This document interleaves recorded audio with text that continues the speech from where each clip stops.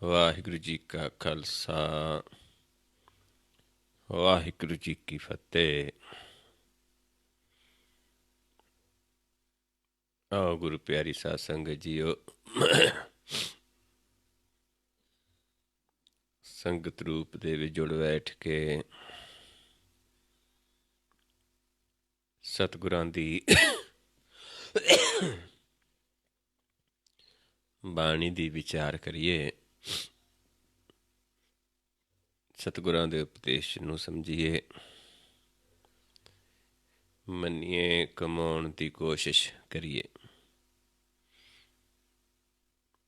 ਆਪਾਂ ਵਿਚਾਰ ਰਹੇ ਹਾਂ ਗੌੜੀ ਰਾਗ ਦੇ ਵਿੱਚ ਮਹੱਲੇ ਪੰਜਵੇਂ ਦੀ ਬਾਣੀ। ਵਿਚਾਰ ਰਹੇ ਸੀ ਆਪਾਂ ਕੱਲ ਕਿ ਸਾਧੂ ਜਨ ਜਿਹੜੇ ਜਿੱਥੇ ਸਾਨੂੰ ਇੱਕ ਜੀਵਤ ਕਹਿੰਦੀ ਹੈ ਗੁਰਬਾਣੀ, ਮਨ ਦਾ ਜਿਹੜਾ ਜੀਵਨ ਹੈ, ਇੱਕ ਮਨ ਹੈ ਜਿਹੜਾ ਆਪਣੇ ਆਪ ਨੂੰ ਕਰਮੀ ਧਰਮੀ ਸਮਝਦਾ ਹੈ, ਤੇ ਉਹ ਮਨ ਆਪਣੇ ਆਪ ਨੂੰ ਪੰਜ ਤੱਤਾਂ ਤੋਂ ਜਨਮਿਆ ਸਮਝਦਾ ਹੈ। ਤੇ ਇੱਕ ਮਨ ਹੈ ਜਿਸ ਨੂੰ ਆਪਣੇ ਪ੍ਰਕਾਸ਼ ਰੂਪ ਦੀ ਸੋਝੀ ਹੋ ਜਾਂਦੀ ਹੈ। ਉਸ ਪ੍ਰਕਾਸ਼ ਰੂਪ ਹੋਣ ਵਾਸਤੇ ਮਨ ਨੂੰ, ਜਿਹੜਾ ਪਹਿਲਾ ਮਨ ਹੁੰਦਾ ਹੈ ਅਸਥੂਲ, ਜਿਹੜਾ ਕਰਮ ਧਰਮ ਤੱਕ ਸੀਮਤ ਹੁੰਦਾ ਹੈ, ਜਿਸ ਨੂੰ ਮਨ ਨੂੰ ਗੁਰਬਾਣੀ ਸਾਕਤ ਕਹਿੰਦੀ ਹੈ, ਲੋਭੀ ਕਹਿੰਦੀ ਹੈ, ਮੂਰਖ ਕਹਿੰਦੀ ਹੈ, ਉਸ ਮਨ ਨੂੰ ਮਰਨਾ ਪੈਂਦਾ ਹੈ। ਉਸ ਮਨ ਨੂੰ ਮਰਨ ਤੋਂ ਬਾਅਦ ਫਿਰ ਉਹ ਮਨ ਪ੍ਰਕਾਸ਼ ਹੁੰਦਾ, ਜਿਹਨੂੰ ਆਪਾਂ ਜੀਵਤ ਮਰਨਾ ਕਹਿੰਦੇ ਹਾਂ। ਫਿਰ ਉਹ ਜਦ ਮਨ ਪ੍ਰਕਾਸ਼ ਹੋ ਜਾਂਦਾ ਹੈ, ਸੁੰਦਰ ਹੋ ਜਾਂਦਾ ਹੈ, ਫਿਰ ਉਹ ਗੁਰਮੁਖ ਦਾ ਮਨ ਹੁੰਦਾ ਹੈ, ਜਿਸ ਨੂੰ ਮਹਾਰਾਜ ਸਮਝਾਉਂਦੇ ਨੇ, ਇਹ ਮਨ ਕਰਮਾਂ, ਇਹ ਮਨ ਧਰਮਾਂ, ਇਹ ਮਨ ਪੰਜ ਤੱਤ ਤੇ ਜਨਮਾਂ। ਵੀ ਇਹ ਮਨ ਜਿਹੜਾ ਇਹ ਕਰਮਾ ਹੈ, ਕਰਮ ਕਰਨ ਵਾਲਾ ਹੈ, ਧਰਮੀ ਹੈ, ਧਰਮ ਤੱਕ, ਕਰਮ ਧਰਮ ਤੱਕ ਸੀਮਤ ਹੁੰਦਾ ਹੈ। ਇਹ ਮਨ ਪੰਜ ਤੱਤ ਤੇ ਜਨਮਾਂ, ਜਿਹੜਾ ਪੰਜ ਤੱਤਾਂ ਤੋਂ ਜਨਮਿਆ ਸਮਝਦਾ ਆਪਣੇ ਆਪ ਨੂੰ। ਤੇ ਮਨ ਨੂੰ ਗੁਰਬਾਣੀ ਕੀ ਕਹਿੰਦੀ ਫਿਰ? ਸਾਕਤ ਲੋਭੀ ਇਹ ਮਨ ਮੂੜਾ। ਕਹਿੰਦੇ ਮਨ ਸਾਕਤ ਹੈ, ਲੋਭੀ ਹੈ, ਮੂਰਖ ਹੈ। ਗੁਰਮੁਖ ਨਾਮ ਜਪੈ ਮਨ ਰੂੜਾ। ਪਰ ਜਿਹੜੇ ਗੁਰਮੁਖ ਨੇ, ਜਿਹੜੇ ਨਾਮ ਜਪਦੇ ਨੇ, ਉਹਨਾਂ ਦਾ ਮਨ ਪ੍ਰਕਾਸ਼ ਹੁੰਦਾ ਹੈ, ਸੁੰਦਰ ਹੁੰਦਾ ਹੈ, ਰੂੜਾ ਹੁੰਦਾ ਹੈ। ਦੋ ਹੀ ਰੂੜੇ ਨੇ, ਇੱਕ ਪਰਮੇਸ਼ਰ ਨੂੰ ਗੁਰਬਾਣੀ ਰੂੜਾ ਕਹਿੰਦੀ ਹੈ, ਇੱਕ ਉਸ ਗਿਆਨ ਨੂੰ ਵੀ ਰੂੜਾ ਕਿਹਾ, ਰੂੜੀ ਕਿਹਾ ਹੈ। ਤੇ ਇੱਕ ਸਾਡਾ ਮਨ ਜਿਹੜਾ ਹੈ ਰੂੜਾ, ਰੂੜਾ ਕਹਿ ਦਿੰਦੇ ਸੋਹਣੇ ਨੂੰ, ਸੁੰਦਰ ਨੂੰ। ਇਸ ਕਰਕੇ ਜਿਹੜਾ ਗੁਰਮੁਖਾਂ ਦਾ ਮਨ ਹੁੰਦਾ ਇਹ ਸੁੰਦਰ ਹੈ। ਜਿਹਨੂੰ ਮਹਾਰਾਜ ਸਮਝਾਉਂਦੇ, ਰਾੜਾ ਰਾੜ ਮਿਟੇ ਸੰਗ ਸਾਧੂ, ਕਰਮ ਧਰਮ ਤਤ ਨਾਮ ਅਰਾਧੂ, ਰੂੜੋ ਜਿਹ ਬਸਿਆ ਰਿਦ ਮਾਹੀ, ਊਆ ਕੀ ਰਾੜ ਮਿਟਤ ਬਿਨ ਸਾਹੀ।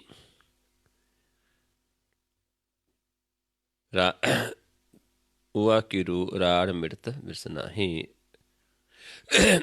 ਜਿਨ੍ਹਾਂ ਦੀ ਹੰਕਾਰ ਮਿਟ ਜਾਂਦਾ ਉਹ ਰੂੜੇ ਨੇ, ਸਾਧੂ ਜਿਨ੍ਹਾਂ ਦਾ ਸੰਗ ਕਰਕੇ ਜਿਹੜੇ ਗਿਆਨ ਲੈਂਦੇ ਨੇ। ਰਾੜਾ ਰੂੜਾ ਹਰ ਜਿਉ ਸੋਈ, ਤਿਸਮਿ ਰਾਜਾ ਵਰਨਾ ਕੋਈ, ਰਾੜ ਕਰਤ ਸਾਖਤ ਗਵਾਰਾ, ਜਾਹੀ ਆਬੁੱਧ ਬਿਕਾਰਾ। ਕਹਿੰਦੇ ਜਿਹਦੇ ਹੰਕਾਰ ਹੈ ਉਹ ਰਾੜ ਕਰਦਾ, ਹੰਕਾਰ ਕਰਦਾ। ਰੂੜੋ ਜੇ ਬਸਿਓ ਰਿਦ ਮਾਹੀ, ਉਹਾਂ ਕੀ ਰਾੜ ਮਿਟਤ ਬਿਨ ਸਾਹੀ। ਜਿਹਦੇ ਅੰਦਰ ਆ ਬਸ ਗਿਆ, ਉਹਦੀ ਰਾੜ ਖਤਮ ਹੋ ਜਾਂਦੀ, ਉਹਦਾ ਹੰਕਾਰ ਖਤਮ ਹੋ ਜਾਂਦਾ ਹੈ। ਇਸ ਕਰਕੇ ਸਮਝਾਉਂਦੇ ਨੇ ਵੀ ਉਹ ਫਿਰ ਜੀਵਦੇ ਨੇ। ਨਾਨਕ ਨਾਮ ਜਪੈ ਸੋ ਜੀਵੈ, ਸਾਧ ਸੰਗ ਹਰ ਅੰਮ੍ਰਿਤ ਪੀਵੈ। ਸਾਧੂ ਜਨਾਂ ਦਾ ਸੰਗ ਕਰਦਾ ਹੈ, ਅੰਮ੍ਰਿਤ ਪੀਂਦਾ ਹੈ, ਤੇ ਫਿਰ ਜਿਹੜੇ ਉਹ ਜਪਦੇ ਨੇ ਜੀਵਤ ਨੇ। ਸੋ ਜੀਵਤ ਜੇ ਜੀਵਤ ਜਪਿਆ, ਪ੍ਰਗਟ ਪੈ ਨਾਨਕ ਨਾ ਛਪਿਆ। ਇੱਥੇ ਤੱਕ ਆਪਾਂ ਕੱਲ ਵਿਚਾਰ ਕੀਤੀ ਸੀ।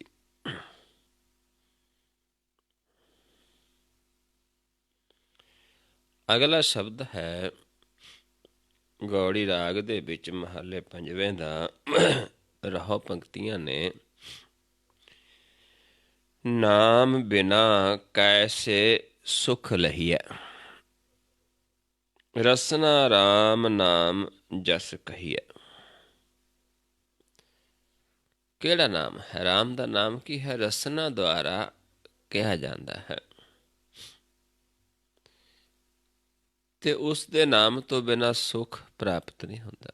ਕਿਉਂਕਿ ਰਸਨਾ ਦੁਆਰਾ ਕੌਣ ਕਹਿੰਦਾ ਹੈ? ਜਿਹੜੇ ਸਾਧੂ ਜਨ ਨੇ, ਕਿਉਂਕਿ ਉਹਨਾਂ ਦੀ ਰਸਨਾ ਤੋਂ ਆਪ ਹੀ ਮਾਲਕ ਬੋਲਦਾ ਹੈ। ਸਾਧੂ ਜਨ, ਸੰਤ ਜਨ, ਗੁਰਮੁਖ ਜਨ, ਉਹਨਾਂ ਦੀ ਰਸਨਾ ਤੋਂ ਆਪ ਮਾਲਕ ਬੋਲਦਾ ਹੈ। ਤੇ ਉਸ ਨਾਮ ਨੂੰ ਫਿਰ ਆਪਾਂ ਪ੍ਰਾਪਤ ਕਰਨਾ ਹੈ, ਕਿਉਂਕਿ ਨਾਮ ਤੋਂ ਬਿਨਾਂ ਸੁੱਖ ਨਹੀਂ ਹੈ ਸੰਸਾਰ ਦੇ ਵਿੱਚ। ਸੁੱਖ ਨਾਹੀ ਰੇ ਨਾਮ ਬਿਨਾ। ਇਹ ਰਹੋ ਪੰਕਤੀਆਂ ਸੀ। ਹੁਣ ਸਮਝਾਉਂਦੇ ਨੇ, ਸ਼ਬਦ ਸ਼ੁਰੂ ਕਰਦੇ ਹਾਂ।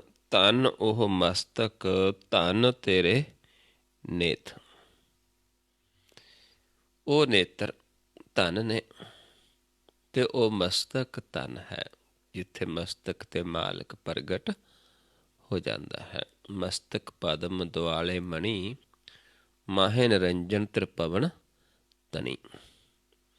ਪੰਜ ਸ਼ਬਦ ਨਿਰਮਾਇਲ ਵਾਜੈ, ਢੋਲਕੈ ਚਬਰ ਸਕ ਕਰਨ ਗਾਜੈ। ਦਲ ਮਤ ਦੈਤੋ ਗੁਰਮੁਖ ਗਿਆਨ, ਬੇਨੀ ਜਾਚੈ ਤੇਰੋ ਨਾਮ। ਦਲ ਮਲ ਦੈਤੋ ਗੁਰਮੁਖ ਗਿਆਨ। ਜਿਹੜਾ ਗੁਰਮੁਖ ਦਾ ਗਿਆਨ ਹੈ, ਇਹ ਜਿਹੜੇ ਸਾਡੇ ਅੰਦਰ ਰਾਖਸ਼ ਨੇ, ਉਹਨਾਂ ਨੂੰ ਦਲ ਮਲ ਦਿੰਦਾ ਹੈ।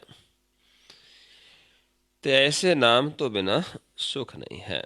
ਇਸ ਕਰਕੇ ਸਮਝਾਉਂਦੇ ਨੇ, ਧਨ ਉਹ ਮਸਤਕ, ਧਨ ਤੇਰੇ ਨੇਤ। ਧਨ ਓਏ ਭਗਤ, ਜਿਨ ਤੁਮ ਸੰਗ ਹੇਤ।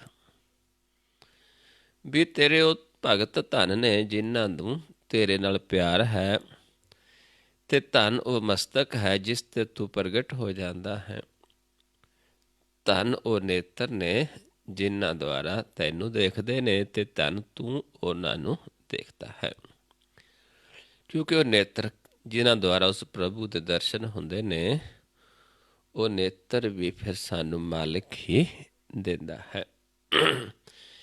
ਮਿਲਦੇ ਉਹਨਾਂ ਨੂੰ ਨੇ ਜਿਹੜਾ ਇਹ ਲੈਂਦਾ ਹੈ, ਉਸ ਪ੍ਰਭੂ ਦੀ ਸ਼ਰਨ ਦੇ ਵਿੱਚ ਜਾ ਕੇ ਲੈਂਦਾ ਹੈ। ਨਾਨਕ ਅੱਖੀ ਲੀਤੀਆਂ, ਨਾਨਕ ਜਿਨ ਅੱਖੀਂ ਲੀਤੀਆਂ ਸੋਈ ਸੱਚਾ ਦੇ। ਵੀ ਜਿਹੜੇ ਅੱਖਾਂ ਲੈਂਦੇ ਨੇ, ਉਹੀ ਉਹਨਾਂ ਨੂੰ ਹੀ ਦਿੰਦਾ ਹੈ ਮਾਲਕ। ਉਹਦੇ ਭਗਤ ਜਿਨ੍ਹਾਂ ਦਾ ਉਸ ਪ੍ਰਭੂ ਦੇ ਨਾਲ ਪਿਆਰ ਹੈ, ਉਹ ਵੀ ਧਨ ਨੇ। ਤਿੰਨ ਉੱਪਰ ਜਾਈਏ ਕੁਰਬਾਨ। ਉਹਨਾਂ ਤੋਂ ਫਿਰ ਕਹਿੰਦੇ ਕੁਰਬਾਨ ਜਾਈਏ, ਜਿਹੜੇ ਤੇਰੇ ਭਗਤ ਨੇ, ਜਿਨ੍ਹਾਂ ਦਾ ਪ੍ਰਭੂ ਦੇ ਨਾਲ ਹੇਤ ਹੈ। ਕਿਉਂਕਿ ਉਹੀ ਰਸਨਾ ਦੁਆਰਾ ਸਾਨੂੰ ਗਿਆਨ ਦਿੰਦੇ ਨੇ। ਤਿੰਨ ਉੱਪਰ ਜਾਈਏ ਕੁਰਬਾਨ, ਨਾਨਕ ਜਿਨ ਜਪਿਆ ਨਿਰਬਾਨ। ਵੀ ਮਹਾਰਾਜ ਸਮਝਾਉਂਦੇ ਵੀ ਜਿਨ੍ਹਾਂ ਨੇ ਨਿਰਵਾਨ ਨੂੰ ਜਪਿਆ ਹੈ, ਜੋ ਤ੍ਰੈ ਗੁਣਾਂ ਤੋਂ ਰਹਿਤ ਹੈ, ਜਿਸ ਦਾ ਜਿਹੜਾ ਗਿਆਨ ਹੈ ਉਹ ਨਿਰਮਲ ਗਿਆਨ ਹੈ। ਜਿਹੜਾ ਗਿਆਨ ਦਾ ਸੁਰਮਾ ਸਿਰਫ ਨੇਤਰਾਂ ਵਿੱਚ ਹੀ ਪਾਇਆ ਜਾਂਦਾ ਹੈ, ਜਿਸ ਨੂੰ ਨਿਰਵਾਨ ਕੀਰਤਨ ਕਿਹਾ ਹੈ। ਨਿਰਵਾਨ ਕੀਰਤਨ ਗਾਵੋ ਕਰਤੇ ਕਾ ਨਿਮਖ ਸਿਮਰਤ ਜਿਤ ਛੁਟੈ। ਇੱਕ ਨਿਮਕ ਸਿਮਰਨ ਦੇ ਨਾਲ ਹੀ ਸਾਡਾ ਛੁਟਕਾਰਾ ਹੋ ਜਾਂਦਾ ਹੈ। ਜਿਵੇਂ ਅੱਜ ਆਪਾਂ ਦੇਖਦੇ ਹਾਂ, ਅੱਜ ਲੋਹੜੀ ਦਾ ਤਿਉਹਾਰ ਹੈ।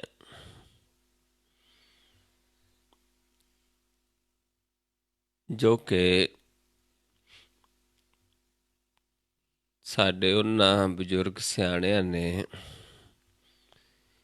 ਇਹ ਤਿਉਹਾਰ ਬਣਾਏ ਨੇ। ਜਿਵੇਂ ਲੋਹੜੀ ਹੈ, ਦੀਵਾਲੀ ਹੈ, ਹੋਲੀ ਹੈ, ਬਹੁਤ ਸਾਰੇ ਤਿਉਹਾਰ ਨੇ ਜਿਹੜੇ ਪੁਰਾਤਨ ਤਿਉਹਾਰ ਆ ਰਹੇ ਨੇ,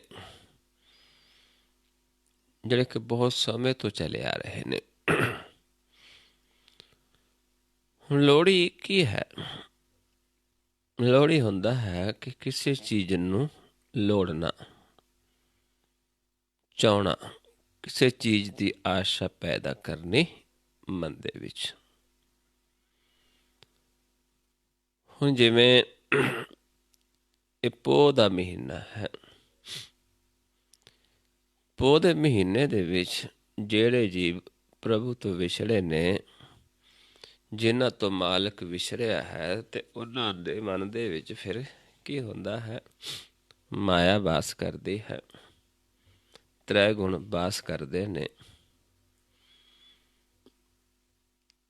ਤੇ ਸੰਸਾਰ ਦੇ ਵਿੱਚ ਤ੍ਰੈ ਗੁਣਾਂ ਦੇ ਵਿੱਚ ਫਸਿਆ ਜਿਹੜਾ ਜੀਵ ਹੈ, ਉਹ ਫਿਰ ਦੁਖੀ ਹੁੰਦਾ ਹੈ, ਕਿਉਂਕਿ ਉਸ ਨੂੰ ਇਹ ਵੀ ਪਤਾ ਹੁੰਦਾ ਹੈ ਕਿ ਕੁਛ ਇੱਕ ਚੌਥਾ ਪਦ ਵੀ ਹੈ, ਜਿੱਥੇ ਜਾ ਕੇ ਜੀਵ ਸੁਖ ਮਾਣਦਾ ਹੈ।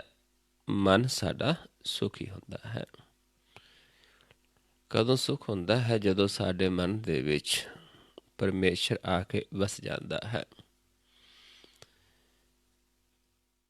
ਤੇ ਜਿੱਥੇ ਪਰਮੇਸ਼ਰ ਵਸ ਜਾਂਦਾ ਹੈ,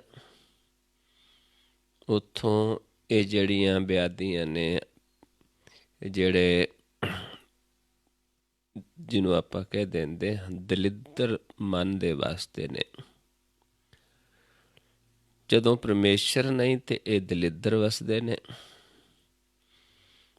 ਤੇ ਜਦੋਂ ਦਲਿੱਦਰ ਖਤਮ ਹੋ ਜਾਂਦਾ, ਮਨ ਸਾਡਾ ਨਿਰਮਲ ਹੋ ਜਾਂਦਾ ਹੈ, ਫਿਰ ਆ ਕੇ ਪਰਮੇਸ਼ਰ ਬਸਦਾ ਹੈ। ਜਿਹੜੇ ਫਿਰ ਲੋੜਦੇ ਨੇ, ਉਹ ਫਿਰ ਉੱਥੇ ਮੰਗਣ ਜਾਂਦੇ ਨੇ। ਜਿਵੇਂ ਆਪਾਂ ਦੇਖਦੇ ਹਾਂ ਪਿੰਡਾਂ ਦੇ ਵਿੱਚ ਮੰਗਣ ਦਾ ਇੱਕ ਰਿਵਾਜ ਹੈ। ਬੇਸ਼ੱਕ ਆਪਣੇ ਘਰਾਂ 'ਚ ਬੱਚੇ ਮੰਗਣ ਆਉਂਦੇ ਨੇ, ਦਾਣੇ ਮੰਗਦੇ ਨੇ ਕਿਤੇ ਖਾਣ ਨੂੰ, ਜੋ ਤਿਉਹਾਰ ਕਰਕੇ ਆਪਾਂ ਘਰਾਂ ਦੇ ਵਿੱਚ ਬਣਾ ਲੈਂਦੇ ਹਾਂ। ਤਿਲਾਂ ਤੋਂ ਪਿੰਨੀਆਂ ਬਣਾ ਲੈਂਦੇ ਹਾਂ, ਦੂਜੀਆਂ ਪਿੰਨੀਆਂ, ਜੋ ਕਿ ਇੱਕ ਰੀਤੀ ਰਿਵਾਜ ਆਪਣਾ ਚੱਲਦਾ ਰਿਹਾ ਹੈ। ਤੇ ਕੁਛ ਲੋਕ ਉਹ ਮੰਗਣ ਆਉਂਦੇ ਨੇ ਬੱਚੇ, ਕੁਛ ਬੱਚੇ ਨਾਲ ਨਾਲ ਦਾਣੇ ਲੈਂਦੇ ਨੇ, ਕੁਛ ਬੱਚੇ ਨਾਲ ਨਾਲ ਪੈਸੇ ਵੀ ਮੰਗਦੇ ਨੇ।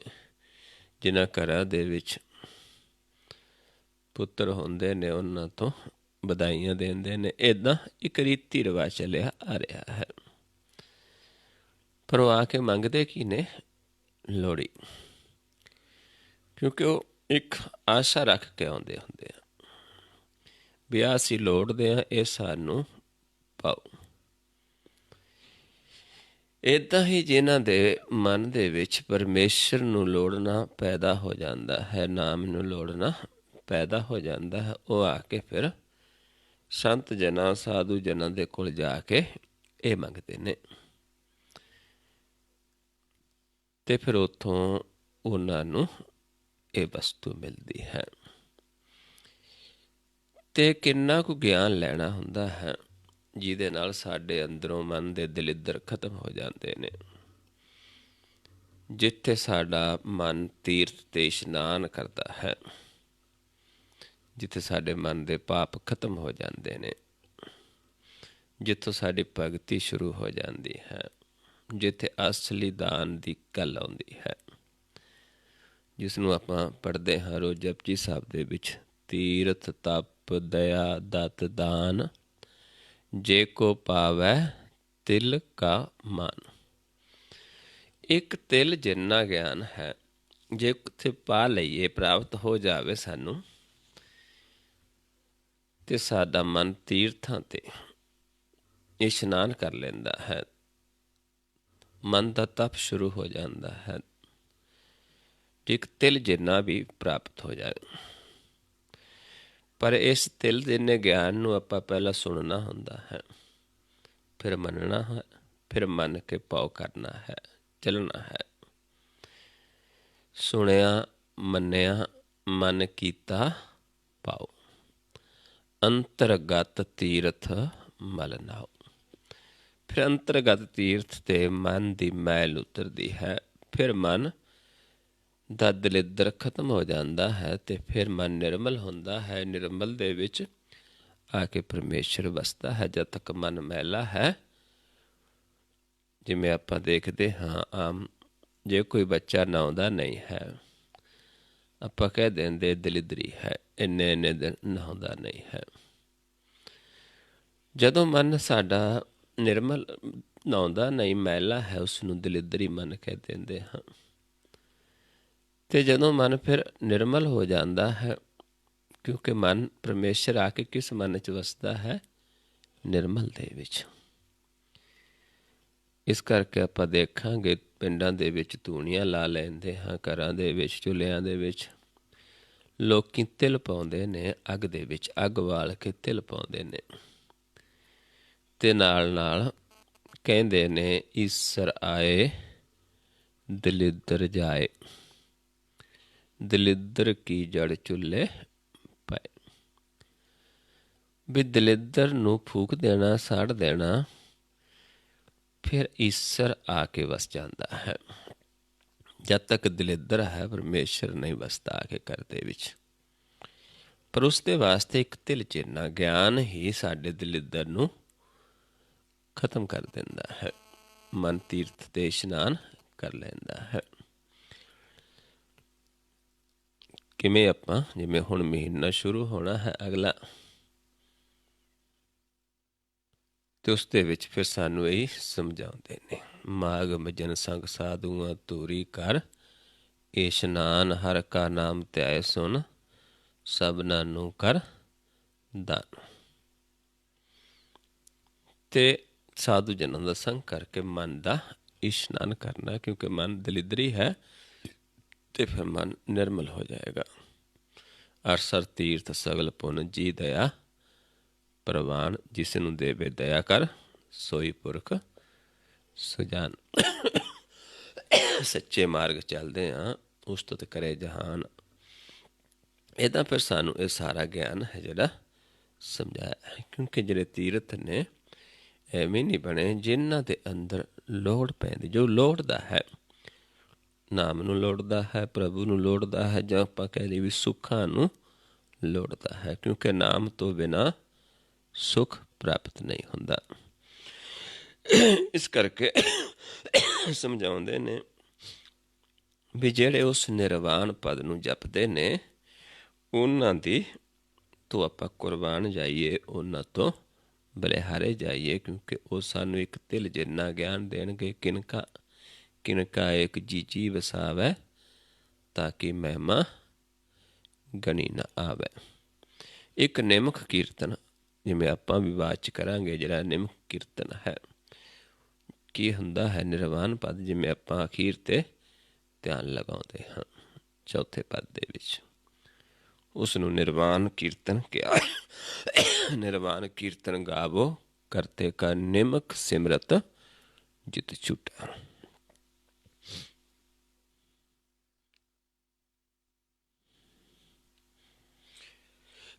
ਆਓ ਅਗਲਾ ਸ਼ਬਦ ਗੌੜੀ ਰਾਗ ਦੇ ਵਿੱਚ ਮਹੱਲੇ ਪੰਜਵੇਂ ਦਾ ਰਹੋ ਪੰਕਤੀਆਂ ਨੇ। ਐਸਾ ਰਾਮ ਦੀਨ ਦੁਨੀ ਸਹਾਈ, ਦਾਸ ਕੀ ਪੈਜ ਰੱਖੈ ਮੇਰੇ ਭਾਈ। ਵੀ ਰਾਮ ਐਸਾ ਹੈ, ਆਪਣੇ ਜਿਹੜੇ ਭਗਤ ਨੇ, ਕਿਉਂਕਿ ਉਸਦੇ ਭਗਤ ਦੀਨ ਹੁੰਦੇ ਨੇ, ਗਰੀਬੀ 'ਚ ਰਹਿੰਦੇ ਨੇ, ਧਰਮੀ ਹੁੰਦੇ ਨੇ। ਦੀਨ ਵੀ ਦੀਨ ਦਾ ਅਰਥ ਗਰੀਬੀ ਵੀ ਹੁੰਦਾ ਹੈ ਅਤੇ ਦੀਨ ਦਾ ਅਰਥ ਧਰਮ ਵੀ ਹੁੰਦਾ ਹੈ। ਉਹਨਾਂ ਦਾ ਇੱਥੇ ਲੋਕ ਵਿੱਚ ਵੀ ਸਹਾਇਤਾ ਕਰਦਾ ਹੈ। ਐਸਾ ਰਾਮ ਦੀਨ ਦੁਨੀ ਸਹਾਈ, ਵੀ ਇੱਥੇ ਵੀ ਸਹਾਇਤਾ ਕਰਦਾ ਹੈ ਆਪਣੇ ਭਗਤਾਂ ਦੀ, ਆਪਣੇ ਦੀਨਾਂ ਦੀ। ਦਾਸ ਕੀ ਪੈਜ ਰੱਖੈ ਮੇਰੇ ਭਾਈ, ਆਪਣੇ ਦਾਸਾਂ ਦੀ ਪੈਜ ਆਪ ਰੱਖਦਾ ਹੈ, ਐਸਾ ਮਾਲਿਕ ਹੈ।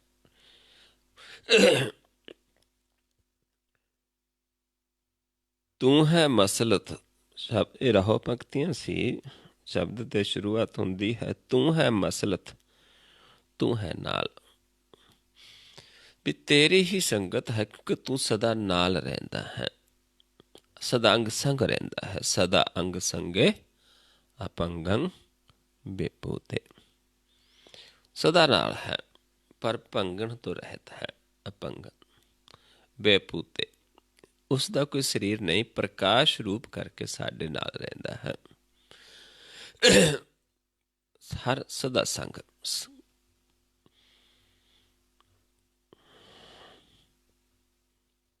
ਤੂੰ ਹੈ ਮਸਲਤ, ਤੂੰ ਹੈ ਨਾਲ, ਤੂੰ ਹੈ ਰਾਖੈ ਸਾਰ ਸੰਭਾਲ। ਹੇ ਪ੍ਰਭੂ, ਤੇਰੀ ਹੀ ਸੰਗਤ ਹੈ, ਤੂੰ ਹੀ ਸਾਡੇ ਨਾਲ ਹੈ, ਤੂੰ ਹੀ ਰੱਖਣ ਵਾਲਾ ਹੈ, ਤੂੰ ਹੀ ਸਾਡੀ ਸਾਰ ਕਰਦਾ ਹੈ, ਤੂੰ ਹੀ ਸੰਭਾਲਦਾ ਹੈ। ਜਿਨ੍ਹਾਂ ਦਾ ਪਿਆਰ ਪੈ ਜਾਂਦਾ ਹੈ ਉਹਨਾਂ ਦੇ ਹਰ ਵਕਤ ਨਾਲ ਸਹਾਈ ਹੈ। ਲੋਕ ਵੀ ਸਹਾਇਤਾ ਕਰਦਾ ਹੈ ਅਤੇ ਪਰਲੋਕ ਦੇ ਵਿੱਚ ਵੀ ਸਹਾਇਤਾ ਕਰਦਾ ਹੈ, ਪਰ ਕਿਸ ਦੀ? ਮਨ ਦੀ।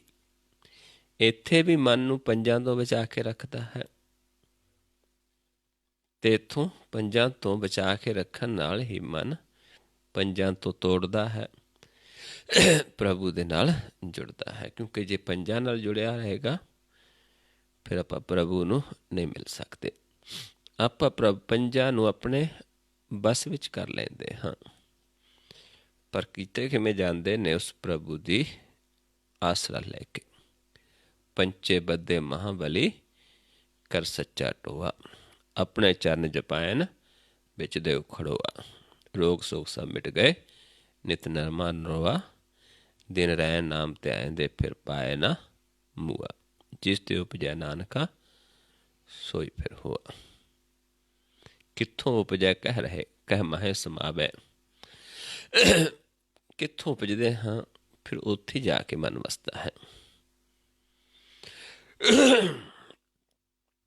ਇਸ ਕਰਕੇ ਸਮਝਾਉਂਦੇ ਨੇ, ਕਹਿੰਦੇ ਆਗੈ ਆਪ ਇਹ ਥਾਨ ਵਸ ਜਾ ਕੇ। ਅੱਗੇ ਫਿਰ ਆਪ ਹੈ, ਇੱਥੇ ਵੀ ਆਪ ਹੈ, ਅੱਗੇ ਵੀ ਜਿੱਥੇ ਜਾ ਕੇ ਵਸਣਾ ਉਸ ਪ੍ਰਭੂ ਦੇ ਬਸ ਦੇ ਵਿੱਚ ਹੈ, ਉੱਥੇ ਵੀ ਆਪ ਵਸਦਾ ਹੈ। ਆਪ ਸਾਡੀ ਰਖਵਾਲੀ ਕਰਦਾ ਹੈ। ਆਠ ਪਹਿਰ ਮਨ ਹਰ ਕੋ ਜਾਪੈ। ਜਦ ਹਰ ਥਾਂ ਆਪ ਪ੍ਰਭੂ ਹੈ ਫਿਰ ਮਨ ਅੱਠੇ ਪਹਿਰ ਹਰੀ ਨੂੰ ਜਾਪਦਾ ਹੈ। ਜਾਪਣਾ ਕੀ ਹੁੰਦਾ ਹੈ? ਦੇਖਦਾ ਹੈ, ਦਰਸ਼ਨ ਕਰਦਾ ਹੈ। ਜਾਪਣਾ ਹੁੰਦਾ ਹੈ ਦੇਖਣਾ, ਜਪਣਾ ਤੇ ਜਾਪਣਾ। ਜਿਵੇਂ ਆਪਣੀ ਬਾਣੀਆਂ ਨੇ ਜਪਜੀ ਸਾਹਿਬ, ਜਪ ਸਾਹਿਬ। ਇੱਕ ਹੈ ਜਪਣਾ ਤੇ ਇੱਕ ਹੈ ਜਾਪਣਾ। ਇੱਥੇ ਫਿਰ ਅੱਠੇ ਪਹਿਰ ਨੂੰ ਜਾਪਦਾ ਹੈ, ਦੇਖਦਾ ਹੈ।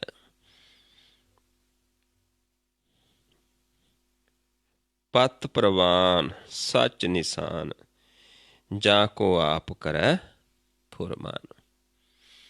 ਜਿਨ੍ਹਾਂ ਨੂੰ ਆਪ ਹੁਕਮ ਕਰ ਦਿੰਦਾ ਹੈ, ਜਿਹੜੇ ਫਿਰ ਉਸ ਪ੍ਰਭੂ ਨੂੰ ਦੇਖਦੇ ਨੇ, ਉਹਦੇ ਪਾਣੇ 'ਚ ਰਹਿੰਦੇ ਨੇ, ਉਹਨੂੰ ਹਰ ਵਕਤ ਨਾਲ ਦੇਖਦੇ ਨੇ, ਜਿਨ੍ਹਾਂ ਦੀ ਸਾਰ ਸੰਭਾਲ ਆਪ ਕਰਦਾ ਹੈ, ਉਹਨਾਂ ਨੂੰ ਫਿਰ ਫੁਰਮਾਨ ਵੀ ਕਰਦਾ, ਹੁਕਮ ਵੀ ਕਰਦਾ ਹੈ ਵੀ ਤੁਸੀਂ ਦੂਜਿਆਂ ਨੂੰ ਵੀ ਇਹ ਗਿਆਨ ਦਿਓ।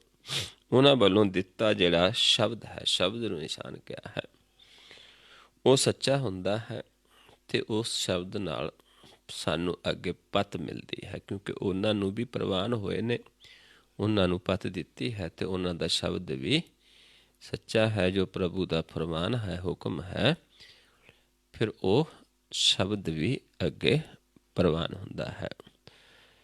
ਪੰਜ ਪ੍ਰਵਾਨ ਪੰਜ ਪ੍ਰਦਾਨ, ਪੰਚੇ ਪਾਵੈ ਦਰਗਹਿ मान पंचै सोहै दर राजान, पंचा का गुर एक ध्यान। ध्यान की है? गुर। एक गुर है ਉਹ ਫਿਰ ਉੱਥੇ ਜਿਹੜਾ ਆਪ ਗੁਰ ਨੂੰ ਧਿਆਉਂਦੇ ਨੇ ਉਹੀ ਗੁਰ ਅੱਗੇ ਦਿੰਦਾ ਹੈ। ਆਪੇ ਦਾਤਾ ਆਪ ਪ੍ਰਿਤਪਾਲ। ਹੁਣ ਆਪਣੇ ਜਨਾਂ ਦੁਆਰਾ ਦਾਤਾ ਕੌਣ ਹੈ? ਆਪ। ਕਿਉਂਕਿ ਕੋਈ ਬੰਦਾ ਦਾਤਾ ਨਹੀਂ ਹੋ ਸਕਦਾ। ਹਾਂ, ਉਹ ਕਿਸੇ ਨੂੰ ਇਹ ਦਾਤ ਦਿੰਦਾ ਹੈ, ਉਸ 'ਤੇ ਕਿਸੇ ਦਾ ਜ਼ੋਰ ਨਹੀਂ ਹੈ, ਕਿਉਂਕਿ ਆਪਣੇ ਹੱਥ ਦਾਤ ਹੈ ਪ੍ਰਭੂ ਦੀ। ਜਿਸ ਨੂੰ ਭਾਵੇ ਉਸ ਨੂੰ ਦੇ ਸਕਦਾ ਹੈ। ਆਖਣ ਵਾਲੇ ਦੇ ਹੱਥ ਨਹੀਂ ਹੈ। ਸਮਝਾਉਂਦੇ ਨੇ, ਦਾਤ ਹੈ ਦਾਤ ਰੱਖੀ ਹੱਥ ਆਪਣਾ, ਜਿਸ ਭਾਵੈ ਤਿਸ ਦੇਈ। ਉਹਨੇ ਆਪਣੇ ਹੱਥ ਰੱਖੀ ਹੈ ਦਾਤ, ਜੋ ਉਸ ਨੂੰ ਪਾਉਂਦਾ ਉਸ ਨੂੰ ਦੇ ਦਿੰਦਾ ਹੈ। ਇਸ ਕਰਕੇ ਸਮਝਾਉਂਦੇ ਨੇ, ਆਖਣ ਵਾਲਾ ਕਿਆ ਵਿਚਾਰਾ, ਸਿਫਤੀ ਭਰੇ ਤੇਰੇ ਭੰਡਾਰਾ। ਜਿਸ ਤੂੰ ਦੇ ਤਿਸੇ ਕਹਿ ਚਾਰਾ, ਨਾਨਕ ਸੱਚ ਸਵਾਰਨਹਾਰਾ। ਇਸ ਕਰਕੇ ਜਿਹਨੂੰ ਦਿੰਦਾ ਹੈ, ਜਿਸ 'ਤੇ ਖੁਸ਼ ਹੁੰਦਾ ਹੈ, ਉਸ ਦੇ ਅੱਗੇ ਕੋਈ ਚਾਰਾ ਨਹੀਂ ਕਿਸੇ ਹੋਰ ਦਾ, ਕਿਉਂਕਿ ਆਪ ਦੇਣ ਵਾਲਾ ਹੈ। ਆਖਣ ਵਾਲੇ ਦੇ ਆਪਣੇ ਵਸ ਨਹੀਂ ਹੈ, ਕਿਉਂਕਿ ਪ੍ਰਭੂ ਦਾ ਹੁਕਮ ਹੈ, ਪ੍ਰਭੂ ਦਾ ਫੁਰਮਾਨ ਹੈ, ਅਤੇ ਆਪਾਂ ਉਸ ਫੁਰਮਾਨ ਨੂੰ ਮੰਨ ਕੇ ਚੱਲਣਾ ਹੁੰਦਾ ਹੈ। ਆਪੇ ਦਾਤਾ ਆਪ ਪ੍ਰਿਤਪਾਲ, ਨਿਤ ਨਿਤ ਨਾਨਕ ਰਾਮ ਨਾਮ ਸੰਭਾਲ। ਜਿਹੜੇ ਜੀਵ ਉਸ ਨੂੰ ਉਹਦੇ ਹੁਕਮ ਚੱਲਦੇ ਨੇ, ਫੁਰਮਾਨ 'ਚ ਚੱਲਦੇ ਨੇ, ਆਪ ਮਾਲਕ ਉਹਨਾਂ ਨੂੰ ਸੰਭਾਲਦਾ ਹੈ, ਆਪ ਪ੍ਰਿਤਪਾਲ ਕਰਦਾ ਹੈ, ਆਪ ਦਾਤਾ ਹੈ, ਆਪ ਹੀ ਆਪਣੀ ਸਿਰ ਸਲਾਹ ਕਰਦਾ ਹੈ ਆਪਣੇ ਜਨਾਂ ਦੀ ਰਸਨਾ ਤੋਂ, ਸਾਧੂ ਜਨਾਂ ਦੀ ਰਸਨਾ ਤੋਂ। ਕਿਉਂਕਿ ਸਾਧੂ ਜਨਾਂ ਦੇ ਹਿਰਦੇ 'ਚ ਆ ਵਸਦਾ ਹੈ, ਅਤੇ ਸਾਧੂ ਜਨਾਂ ਦੀ ਰਸਨਾ ਤੋਂ ਆਪ ਬੋਲਦਾ ਹੈ। ਪਾਰ ਬ੍ਰਹਮ ਸਾਧ ਰਿਦ ਵਸੈ। ਪਰ ਬ੍ਰਹਮ ਕਿੱਥੇ ਵਸਦਾ? ਸਾਧੂ ਦੇ ਹਿਰਦੇ ਦੇ ਵਿੱਚ। ਨਾਨਕ ਉਦਰੈ ਸਾਧ ਸੁਨ ਰਸੈ। ਅਤੇ ਸਾਧੂ ਜਨਾਂ ਦੇ ਬਚਨ ਸੁਣ ਕੇ ਉਦਾਰ ਹੁੰਦਾ ਹੈ। ਉਹ ਰਸ, ਸ਼ਬਦ ਨੂੰ ਰਸ ਕਿਹਾ, ਹਰ ਰਸ, ਅੰਮ੍ਰਿਤ ਰਸ ਜੋ ਸ਼ਬਦ ਹੈ, ਸਾਧੂ ਜਨਾਂ ਦੀ ਰਸਨਾ ਤੋਂ ਮਿਲਦਾ ਹੈ। ਪ੍ਰਭ ਜੀ ਵਸੈ ਸਾਧ ਕੀ ਰਸਨਾ, ਨਾਨਕ ਜਨ ਕਾ ਦਾਸਨ ਦਸਨਾ। ਸੋ ਇਸ ਕਰਕੇ ਸਮਝਾਉਂਦੇ ਨੇ ਵੀ ਜਿਹਨਾਂ ਨੂੰ ਆਪ ਮਾਲਕ ਸੰਭਾਲਦਾ ਹੈ, ਅਤੇ ਜਿਹੜੇ ਰੋਜ਼ ਉਸ ਪ੍ਰਭੂ ਦੇ ਨਾਲ ਜੁੜੇ ਰਹਿੰਦੇ ਨੇ, ਉਹਨਾਂ ਨੂੰ ਪਾਲਣ ਵਾਲਾ ਆਪ ਹੈ, ਅਤੇ ਦਾਤਾ ਵੀ ਆਪ ਹੈ।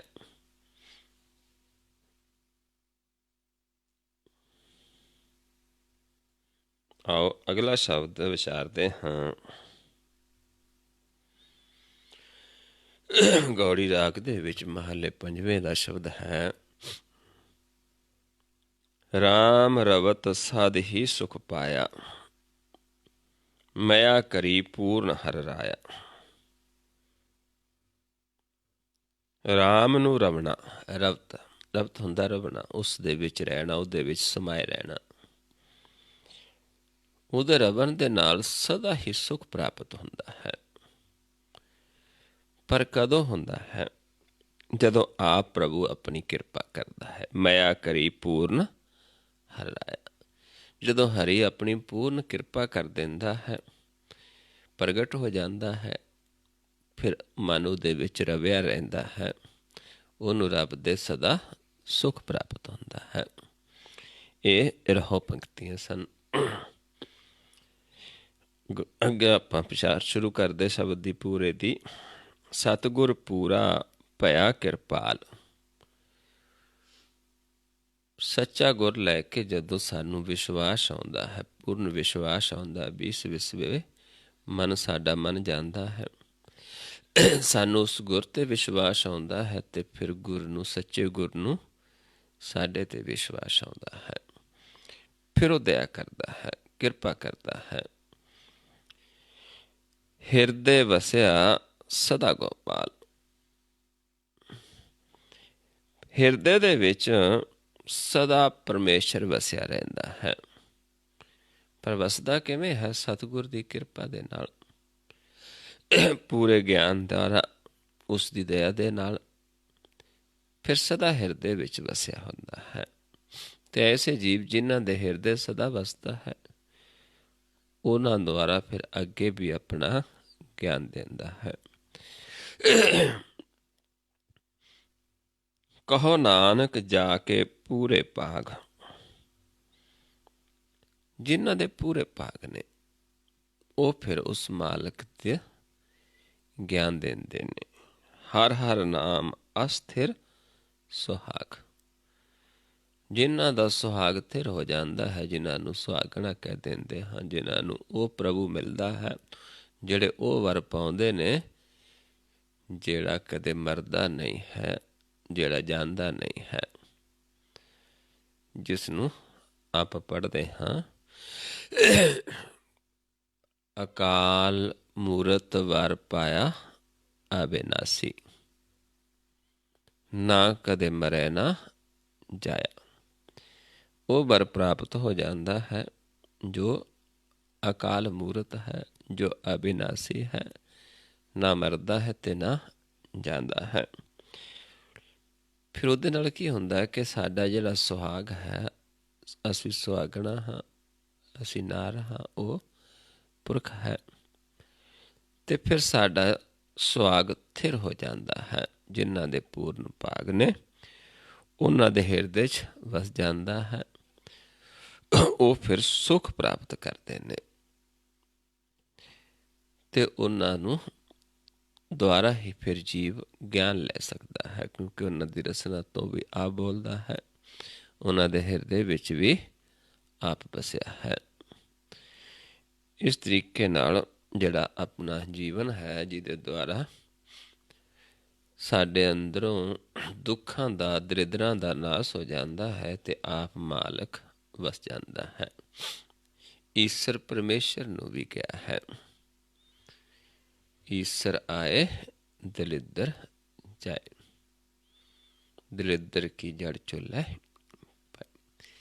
ਤੇ ਅਸੀਂ ਜਿੱਥੇ ਬ੍ਰਹਮ ਜੋਤ ਹੈ, ਉੱਥੇ ਆਪਾਂ ਇੱਕ ਤਿਲ ਜਿੰਨਾ ਗਿਆਨ ਲੈ ਕੇ ਧਿਆਨ ਲਾਉਣਾ ਸ਼ੁਰੂ ਕਰਦੇ ਹਾਂ ਤੇ ਸਾਡੇ ਪਾਪਾਂ ਦਾ ਨਾਸ ਹੋ ਜਾਂਦਾ ਹੈ, ਦਲਿੱਦਰ ਸਰ ਜਾਂਦਾ ਹੈ, ਈਸ਼ਰ ਆ ਕੇ ਮਨ ਵਿੱਚ ਵਸ ਜਾਂਦਾ ਹੈ। ਸੋ ਇਸ ਤਰੀਕੇ ਨਾਲ ਜਿਹੜੇ ਤਿਉਹਾਰ ਨੇ ਮੁਕਤੀ ਦਾ, ਕਿਉਂਕਿ ਅੱਜ ਲੋਹੜੀ ਹੈ, ਜਿਹੜੇ ਲੋੜਦੇ ਨੇ ਸਾਧੂ ਜਨਾਂ ਦਾ ਸੰਗ ਕਰਦੇ ਨੇ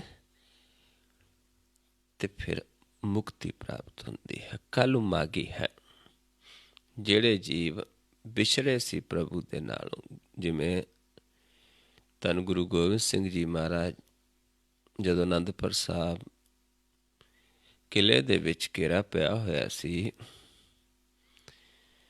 ਤੇ ਕੁਛ ਸਿੰਘ ਬੇਦਾਵਾ ਦੇ ਗਏ ਸੀ, ਜਿਨ੍ਹਾਂ ਦਾ ਮੋਹਰੀ ਸੀ, ਜਿਸ ਦਾ ਨਾਮ ਆਉਂਦਾ ਇਤਿਹਾਸ ਦੇ ਵਿੱਚ ਮਹਾਂ ਸਿੰਘ। ਜੇ ਆਪਾਂ ਦੇਖਾਂਗੇ, ਮਹਾਂ ਸਿੰਘ ਜਿਹੜਾ ਆਪਣੇ ਆਪ ਨੂੰ ਮਹਾਨ ਕਹਾਉਂਦਾ ਹੈ, ਕਿਉਂਕਿ ਆਪਾਂ ਸਾਰੇ ਹੀ ਬਰਾਬਰ ਹੁੰਦੇ ਹਾਂ।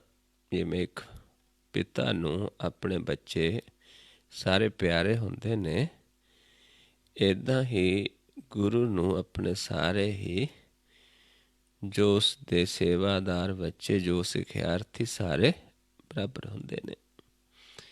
ਜਦੋਂ ਕੋਈ ਆਪਣੇ ਆਪ ਨੂੰ ਥੋੜ੍ਹਾ ਵੱਡਾ ਕਹਾਉਂਦਾ ਹੈ, ਉਹ ਪ੍ਰਭੂ ਨੂੰ ਨਹੀਂ ਪਾਉਂਦਾ, ਪ੍ਰਭੂ ਤੋਂ ਵਿਛੜ ਜਾਂਦਾ ਹੈ, ਗੁਰੂ ਤੋਂ ਵਿਛੜ ਜਾਂਦਾ ਹੈ।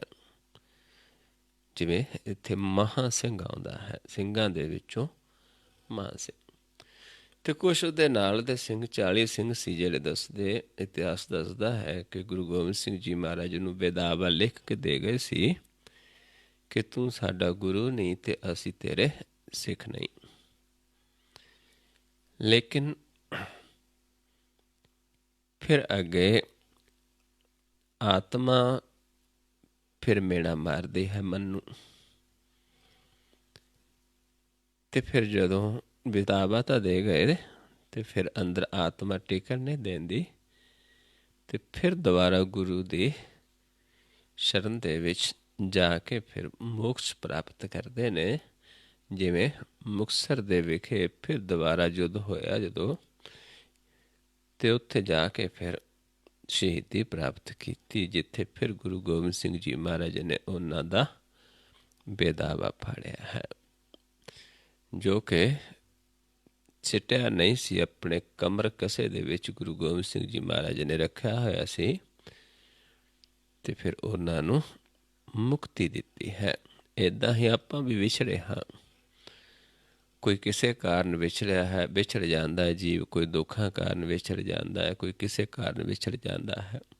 ਜਿਵੇਂ ਉੱਥੇ ਉਹ ਸਿੰਘ ਵੀ, ਜੋ ਇਤਿਹਾਸ ਦੱਸਦਾ ਹੈ ਵੀ ਭੁੱਖ ਦੇ ਕਾਰਨ ਕਹਿੰਦੇ ਸਤੋਂ ਹੋਰ ਭੁੱਖ ਨਹੀਂ ਸਹੀ ਜਾਂਦੀ, ਬੇਦਾਵਾ ਦੇ ਗਏ ਸੀ। ਇੱਦਾਂ ਲੋਕ ਆਪਾਂ ਵੀ ਸੰਸਾਰ ਦੇ ਵਿੱਚ ਦੁੱਖਾਂ ਦੇ ਵਿੱਚ, ਭੁੱਖ ਦੇ ਵਿੱਚ ਵਿਛੜ ਜਾਂਦੇ ਹਾਂ, ਲੇਕਿਨ ਫਿਰ ਜਦੋਂ ਅਸੀਂ ਸ਼ਰਨ 'ਚ ਜਾਂਦੇ ਹਾਂ, ਫਿਰ ਸਾਨੂੰ ਬੇਦਾਵਾ ਸਾਡਾ ਪੜ੍ਹ ਦਿੰਦਾ ਹੈ। ਇਹ ਸਾਨੂੰ ਇੱਕ ਸਮਝਾਇਆ ਹੈ, ਗਿਆਨ ਦਿੱਤਾ ਹੋਇਆ ਹੈ ਗੁਰੂ ਸਾਹਿਬਾਨਾਂ ਨੇ, ਜੋ ਇਹ ਲੀਲਾ ਉਹਨਾਂ ਦੀ ਸੀ, ਸਮਝਾਉਣ ਦੇ ਵਾਸਤੇ ਸਾਰਾ ਇੱਕ ਖੇਲ ਸਮਝਾਇਆ ਹੈ।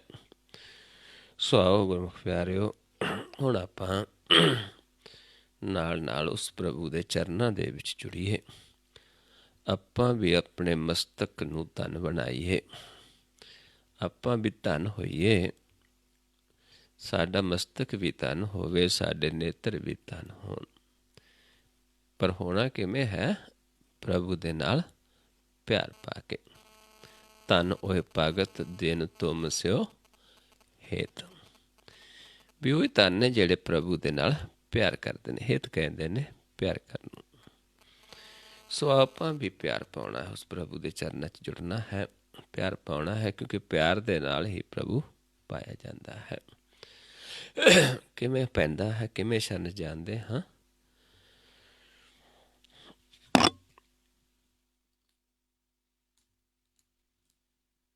ਦੋਨਾਂ ਨੇਤਰਾਂ ਨੂੰ ਇਸ ਪੁਆਇੰਟ 'ਤੇ ਆਪਾਂ ਸਮ ਕਰਨਾ ਹੈ।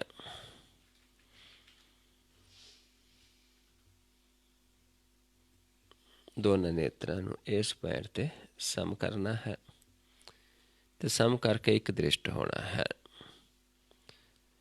ਆਪਣੇ ਆਪ ਨੂੰ ਪਹਿਚਾਨਣਾ ਹੈ, ਦੇਖਣਾ ਹੈ ਕਿ ਸਾਡਾ ਮਨ ਨਿਰਮਲ ਹੈ ਕਿ ਮਨ 'ਤੇ ਮੈਲ ਹੈ। ਜਿਨ੍ਹਾਂ ਨੂੰ ਇੱਥੇ ਧਿਆਨ ਲਾਉਣ ਦੇ ਨਾਲ, ਜਿਹੜੇ ਪਹਿਲਾਂ ਤਿਆਰ ਰਹੇ ਨੇ ਹਰ ਰੋਜ਼, ਉਹ ਜਦੋਂ ਸਮ ਕਰਦੇ ਨੇ, ਉਹਨਾਂ ਨੂੰ ਆਪਣਾ ਮੁਖ ਜਿਹੜਾ ਹੈ ਪ੍ਰਕਾਸ਼ ਦਿਸਦਾ ਹੈ। ਉਹਨਾਂ ਨੂੰ ਆਪਣਾ ਨੱਕ ਸ਼ੀਸ਼ੇ ਦੀ ਤਰ੍ਹਾਂ ਚਮਕਦਾ ਦਿਸਦਾ ਹੈ। ਕਿਸ ਪਾਸਿਓਂ? ਇਸ ਪਾਸਿਓਂ, ਖੱਬੇ ਪਾਸਿਓਂ। ਤੇ ਜਿਹੜੇ ਨਹੀਂ ਧਿਆਉਂਦੇ, ਕੋਈ ਪਹਿਲੀ ਵਾਰ ਆਉਂਦਾ ਹੈ ਜੀਵ, ਉਹਨਾਂ ਦੇ ਵਿੱਚੋਂ ਬਹੁਤ ਸਾਰੇ ਜੀਵ ਐਸੇ ਹੁੰਦੇ ਨੇ ਕਿ ਇੱਕ ਦ੍ਰਿਸ਼ਟ ਤਾਂ ਹੁੰਦੇ ਨੇ, ਪਰ ਉਹਨਾਂ ਦਾ ਹਾਲੇ ਮੁਖ ਉਜਲ ਨਹੀਂ ਹੋਇਆ ਹੁੰਦਾ।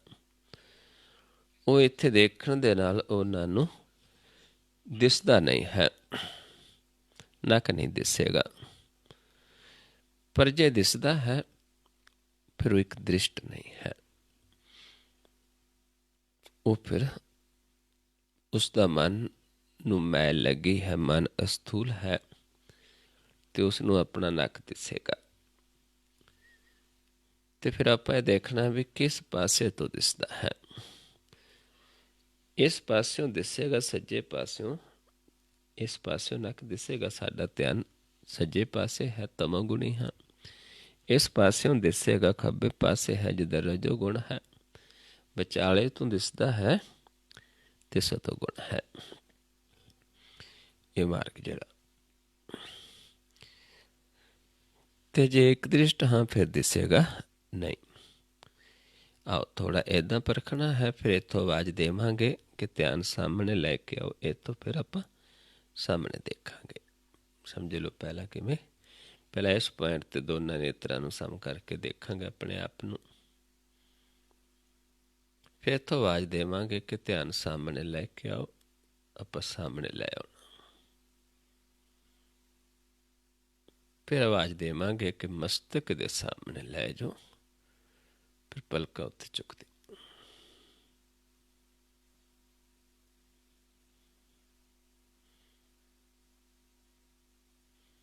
ਫਿਰ ਜਦੋਂ ਕਹਾਂਗੇ ਸਾਹਮਣੇ ਲੈ ਕੇ ਆਓ, ਫਿਰ ਸਾਹਮਣੇ ਲੈ ਆਉਣਾ।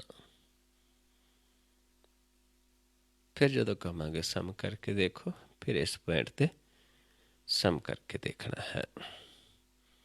ਕੋਈ ਨਵਾਂ ਜੀਵ ਉਸਨੇ ਆ ਕੇ ਫਿਰ ਦੇਖਣਾ ਹੈ ਕਿ ਜਿੰਨਾ ਕੁ ਪਹਿਲਾਂ ਦਿਸਦਾ ਸੀ ਕਿ ਹੁਣ ਦਿਸਣੋਂ ਹਟ ਗਿਆ। ਅਤੇ ਜਿਹੜੇ ਦੂਜੇ ਨੇ ਉਹਨਾਂ ਦੇਖਣਾ ਹੈ ਕਿ ਸਾਨੂੰ ਆਪਣਾ ਨੱਕ ਚਮਕਦਾ ਹੈ ਸ਼ੀਸ਼ੇ ਦੀ ਤਰ੍ਹਾਂ।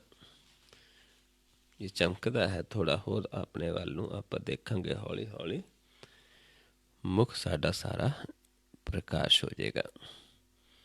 ਆਪਾਂ ਇੱਦਾਂ ਮਹਿਸੂਸ ਹੋਏਗਾ ਕਿ ਸਾਡਾ ਇਸ ਧੜ ਦੇ ਉੱਤੇ ਸਿਰ ਨਹੀਂ ਹੈ, ਅਸਥੂਲ ਨਹੀਂ ਹੈ, ਸਾਰਾ ਪ੍ਰਕਾਸ਼ ਹੋ ਗਿਆ ਹੈ। ਤੇ ਅੱਗੇ ਉਹੀ ਰੂਪ ਦਿਸੇਗਾ, ਉਹੀ ਆਪਣਾ ਰੂਪ ਦਿਸੇਗਾ। ਸੋ ਆਓ ਪਹਿਲਾਂ ਨੇਤਰ ਸਮ ਕਰੀਏ, ਆਪਣੇ ਆਪ ਨੂੰ ਦੇਖੀਏ।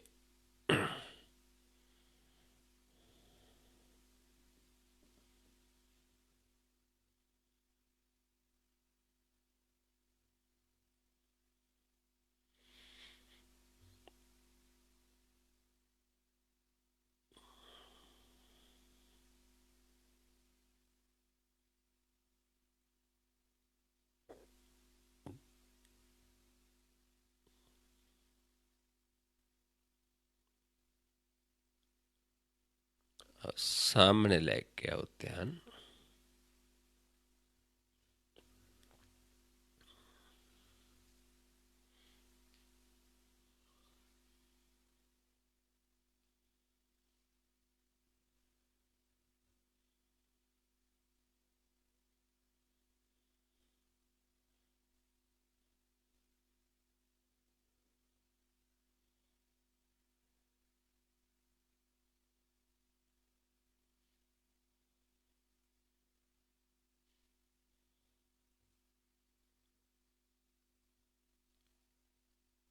ਮਸਤਕ ਦੇ ਸਾਹਮਣੇ ਲੈ ਜਾਓ, ਪਲਕਾਂ ਉੱਤੇ ਚੁੱਕ।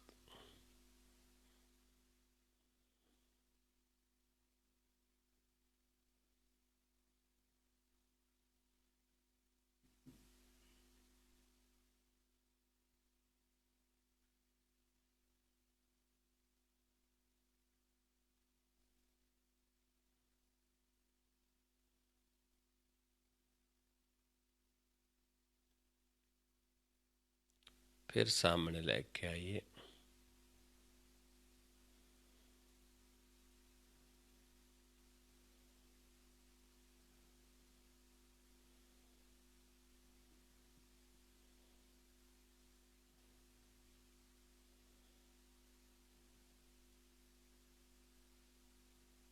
फिर सम करके देखिए अपने आप ਨੂੰ।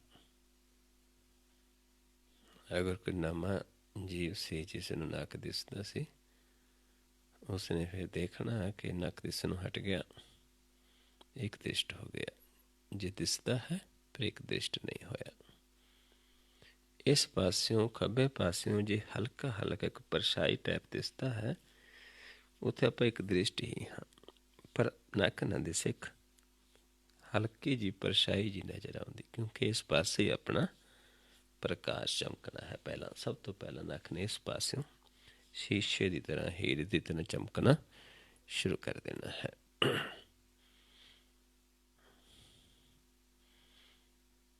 ਆਓ ਦੇਖੋ, ਆਪਣੇ ਆਪ ਨੂੰ ਪਹਿਚਾਣੋ, ਦੂਜੇ ਆਪਣੇ ਪ੍ਰਕਾਸ਼ ਰੂਪ ਨੂੰ ਦੇਖੋ, ਆਪਣੇ ਆਪ ਨੂੰ ਪਹਿਚਾਣੋ, ਕਿਉਂਕਿ ਆਪਣੇ ਆਪ ਨੂੰ ਪਹਿਚਾਣ ਲਿਆ ਤੇ ਪਰਮੇਸ਼ਰ ਨੂੰ ਪਹਿਚਾਣ ਲਵਾਂਗੇ।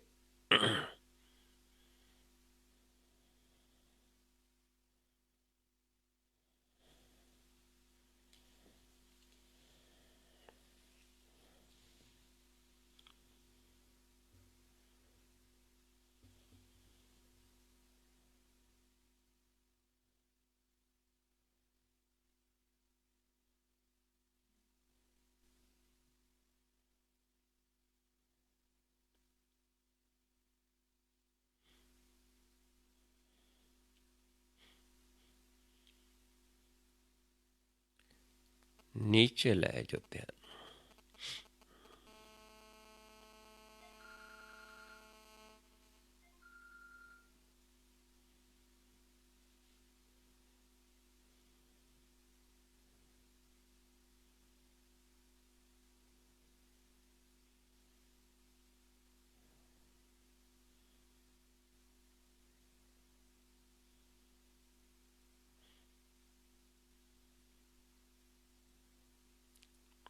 नीचे बिल्कुल रिलैक्स देखना, जोर नहीं लगाना।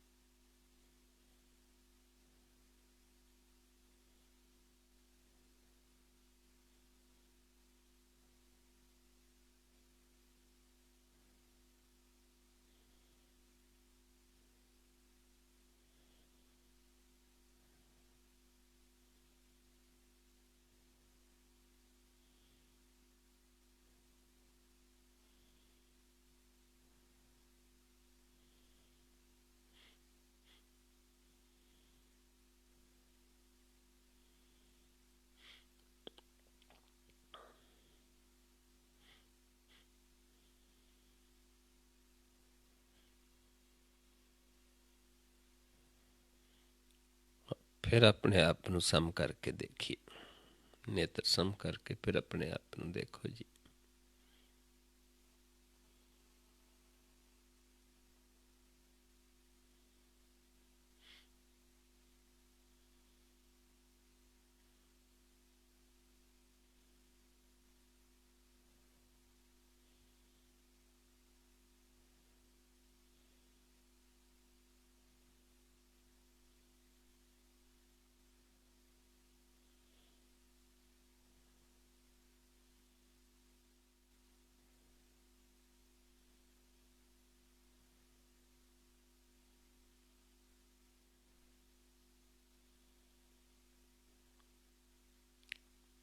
फिर नीचे ले जो ध्यान।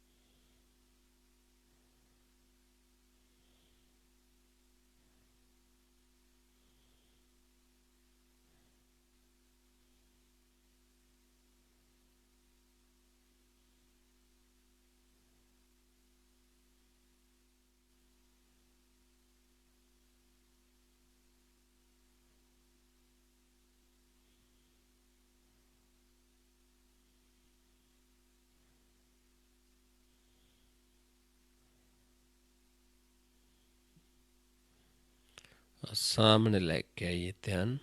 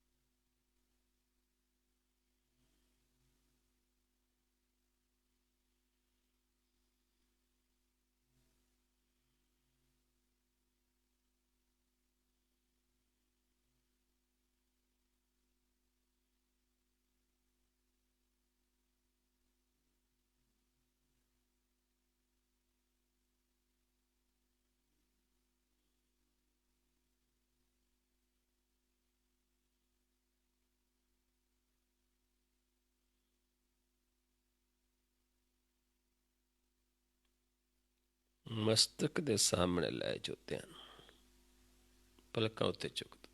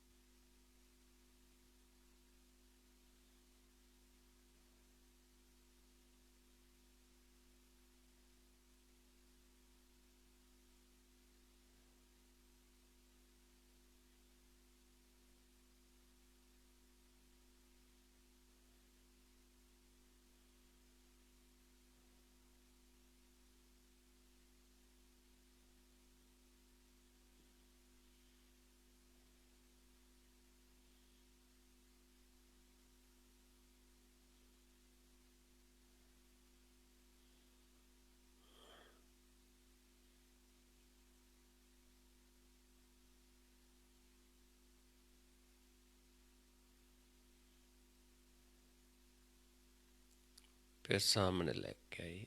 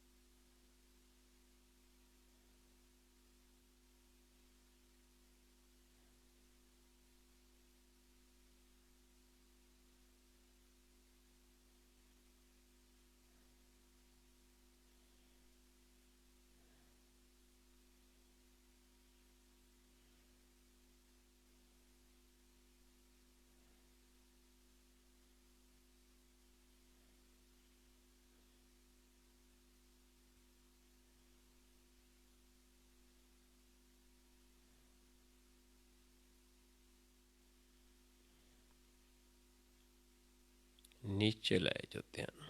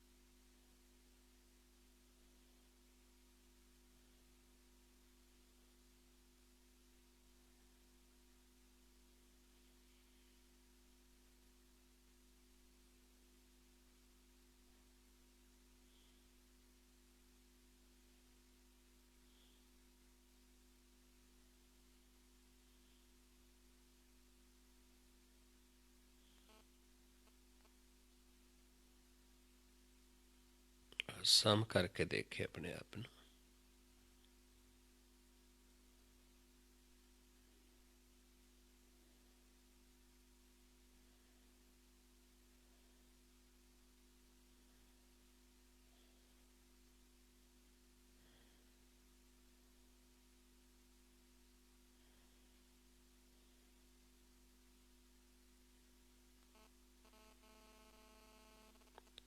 ਵਾਹਿਗੁਰੂ ਜੀ ਕਾ ਖਾਲਸਾ, ਵਾਹਿਗੁਰੂ ਜੀ ਕੀ ਫਤਿਹ। ਸੋ ਇਸ ਤਰੀਕੇ ਦੇ ਨਾਲ ਪਿਆਰਿਓ ਆਪਾਂ ਉਸ ਪ੍ਰਭੂ ਦੀ ਸ਼ਰਨ ਦੇ ਵਿੱਚ ਜਾਣਾ ਹੈ। ਉਹ ਸਾਨੂੰ ਆਪਣੇ ਦਰ 'ਤੇ ਵਸਾ ਲੈਂਦਾ ਹੈ, ਸਾਨੂੰ ਬਖਸ਼ ਦਿੰਦਾ ਹੈ, ਸਾਨੂੰ ਸਦਾ ਸੁਖ ਪ੍ਰਾਪਤ ਹੋਏਗਾ। ਸ਼ਰਮ ਪਈ ਨਾਰਾਇਣੇ, ਨਾਨਕ ਦਰ ਪਈ ਆਹੋ, ਪੋਖ ਸੁਹਾਵਾ ਸਦਾ ਸੁਖ, ਜਿਸ ਬਖਸ਼ੇ ਬੇ ਪ੍ਰਵਾਹੋ।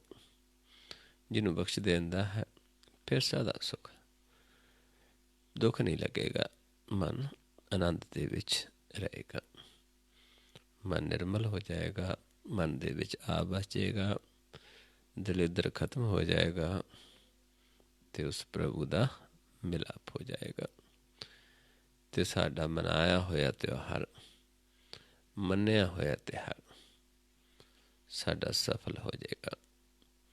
ਕਿਉਂਕਿ ਅਸੀਂ ਮੰਨਦੇ ਨਹੀਂ, ਅਸੀਂ ਮਨਾਉਂਦੇ ਹਾਂ। ਜੇ ਮੰਨਾਂਗੇ ਫਿਰ ਸਫਲ ਹੈ। ਮਨਾਉਣਾ ਹੈ ਕਿ ਆਪਣੀ ਮੱਤ ਦੁਆਰਾ ਕਰਨਾ, ਮੰਨਣਾ ਹੈ ਕਿ ਸਾਡੇ ਦਿੱਤੇ ਸਿਆਣਿਆਂ ਨੇ ਜੋ ਸਾਨੂੰ ਇਹ ਬਖਸ਼ਿਸ਼ ਕੀਤੀ ਹੈ ਉਸ ਨੂੰ ਮੰਨ ਕੇ ਚੱਲਣਾ। ਸੋ ਗੁਰੂ ਪਿਆਰਿਓ, ਇੰਨੀ ਵਿਚਾਰ ਕਰਦੇ ਹਾਂ, ਬਹੁਤ ਸਾਰੀਆਂ ਭੁੱਲਾਂ ਹੋ ਜਾਂਦੀਆਂ ਹਨ। ਆਪ ਸੰਗਤ ਸਤਿਗੁਰੂ ਜੀ ਬਖਸ਼ਣ ਯੋਗ ਹੋ, ਬਖਸ਼ ਲੈਣਾ ਜੀ। ਵਾਹਿਗੁਰੂ ਜੀ ਕਾ ਖਾਲਸਾ, ਵਾਹਿਗੁਰੂ ਜੀ ਕੀ ਫਤਿਹ।